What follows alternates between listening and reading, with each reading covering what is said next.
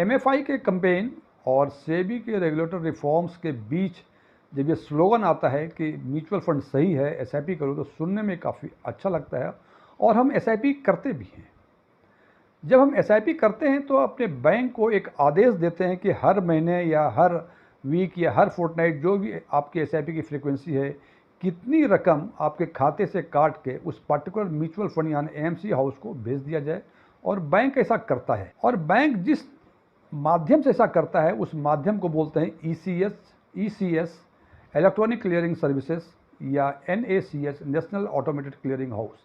ये उसके सर्विसेज है, इसके द्वारा हर महीने या हर क्वार्टर जो भी फ्रिक्वेंसी एसआईपी की आपके बैंक से पैसे एएमसी हाउस में चले आते हैं। यहाँ तक तो बातें सब ठीक है, काफ़ी अच्छी लगती हैं, म्यूचुअल फंड सही है और एसआईपी करो।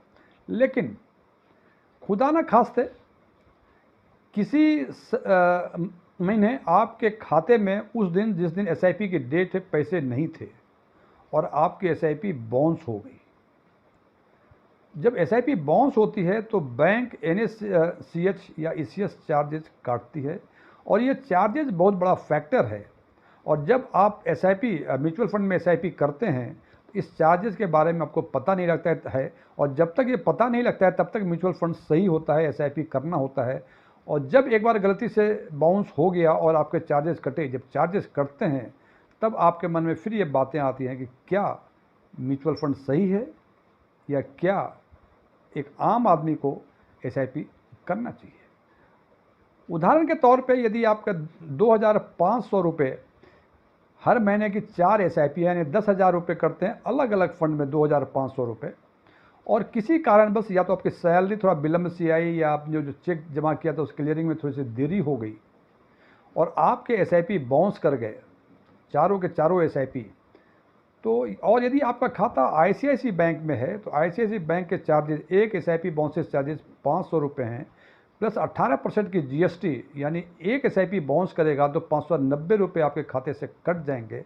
और चूंकि आपकी 4 एसआईपी बाउंस की है मतलब 2,360 रुपये आपके चार्जेस कट जाएंगे। अब देखें जनाब, एसआईपी आपकी 10,000 रुपये की है और चार्जेस कट गए 2,360 रुपये, यानी 23.6% आपके चार्जेस कट गए। जब आपने म्यूचुअल फंड में इन्वेस्टमेंट किया था तो आपने देखा था कि जिस फंड में आपने इन्वेस्ट किए हैं 18% 20% का XIRR है और आपने उसी उम्मीद से इसमें इन्वेस्टमेंट किया था। लेकिन जनाब, यदि ये इंस्टेंस जो बताया हमने कि साल में 2 बार भी हो जाएं तो जो आपके इन्वेस्टमेंट गोल हैं कि 18% से इतना मिल जाएगा, 17% से इतना मिल जाएगा, वो इन्वेस्टमेंट गोल कभी पूरे नहीं हो पाएंगे। और इसके ऊपर एक और इम्पॉर्टेंट चीज़ है, अभी कुछ महीने पहले छोटी एसआईपी का कंसेप्ट आया है जिसमें ये कहा गया है कि 250 रुपये से आप एसआईपी स्टार्ट कर सकते हैं।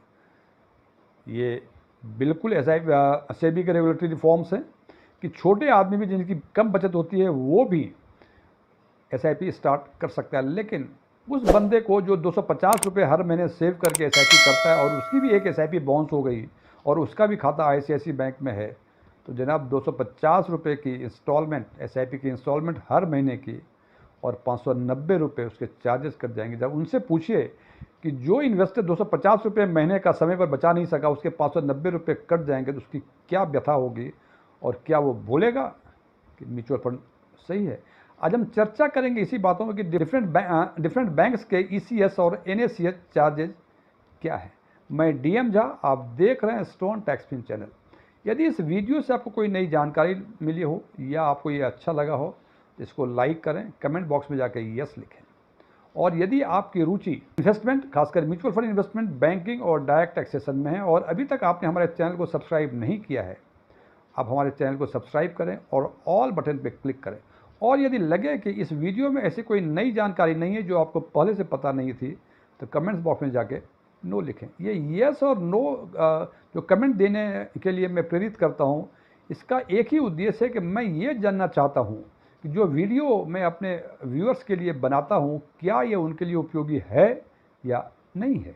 जैसा कि मैंने चर्चा की थी कि आज हम चर्चा करेंगे डिफरेंट बैंक्स के एसआईपी बाउंस चार्जेस यानी ईसीएस एनएससीएस के चार्जेस क्या है। और ये जो आपको चार्जेस दिख रहे हैं इसमें 18% की जीएसटी और ऐड होनी है। तो स्टेट बैंक ऑफ इंडिया की चार्जेस 250 रुपये पर ट्रांजेक्शन हैं।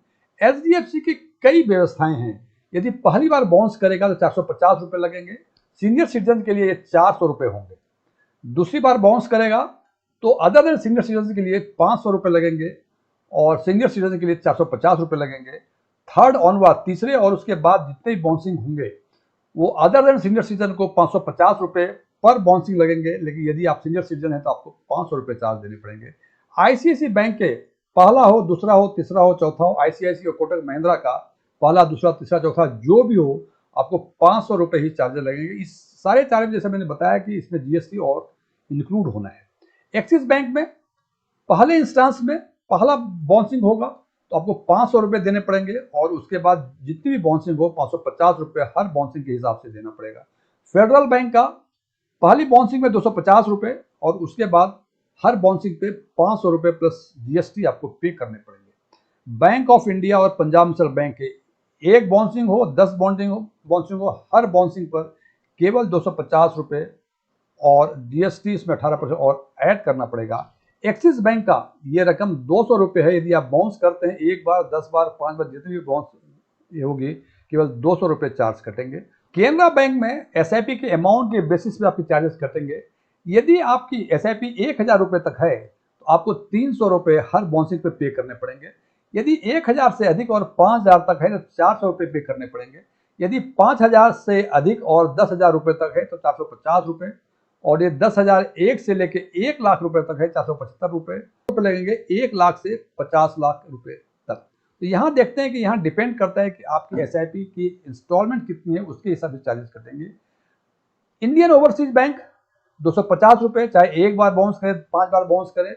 बंधन बैंक का 500 रुपये, यूनियन बैंक का 400 रुपये, सीबीएस बैंक लिमिटेड का 500 रुपये, सिटी यूनियन बैंक का 300 रुपये और धनलक्ष्मी बैंक में यदि आप अदर देन सीनियर सिटीजन हैं तो 450 रुपये और सीनियर सिटीजन हैं तो आपको 400 रुपये पे करने पड़ेंगे। आईडीएफसी फर्स्ट बैंक पहले 3 बार यदि बाउंस होता है तो आपको 350 रुपये पे करने पड़ेंगे और उसके बाद जितने भी बाउंसिंग होंगे यानी चौथे ऑनवर्ड 750 रुपये पर बाउंसिंग के चार्जेस लगेंगे। और आईडीबीआई बैंक इसके चार्जेस 500 रुपये। ये सारे बैंक के ईसीएस चार्जर थे जो, और इसके बाद इसमें 18% की जीएसटी, आज के हिसाब से 18% की जीएसटी और ऐड होनी है।